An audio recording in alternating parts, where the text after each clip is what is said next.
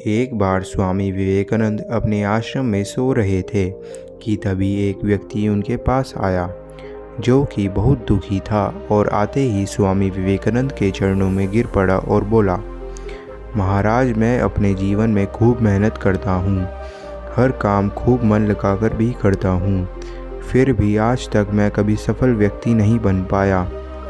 उस व्यक्ति की बातें सुनकर स्वामी विवेकानंद ने कहा, ठीक है, आप मेरे इस पालतू कुत्ते को थोड़ी देर तक घुमा कर लाएं, तब तक आपके समस्या का समाधान ढूंढता हूँ। इतना कहने के बाद वह व्यक्ति कुत्ते को घुमाने के लिए चला गया और फिर कुछ समय बीतने के बाद वह व्यक्ति वापस आया तो स्वामी विवेकानंद ने उस व्यक्ति से पूछा कि यह कुत्ता इतना हाफ क्यों रहा है, जबकि तुम थोड़े से भी थके हुए नहीं लग रहे हो, आखिर ऐसा क्या हुआ।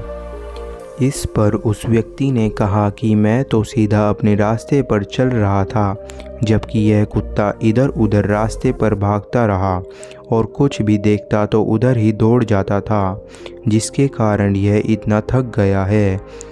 इस पर स्वामी विवेकानंद ने मुस्कुराते हुए कहा, बस यही तुम्हारे प्रश्नों का जवाब है।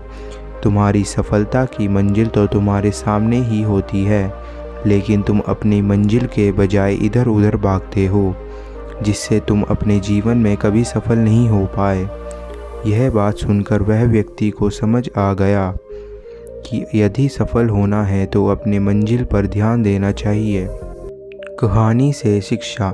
स्वामी विवेकानंद के इस कहानी से हमें यह शिक्षा मिलती है कि हमें जो करना है, जो कुछ भी बनना है, हम उस पर ध्यान नहीं देते हैं और दूसरे को देखकर वैसा ही काम करने लगते हैं, जिसके कारण हम अपने सफलता के लक्ष्य के पास होते हुए भी दूर भटक जाते हैं। इसलिए यदि जीवन में सफल होना है तो सदा हमें अपने लक्ष्य पर ध्यान केंद्रित करना चाहिए।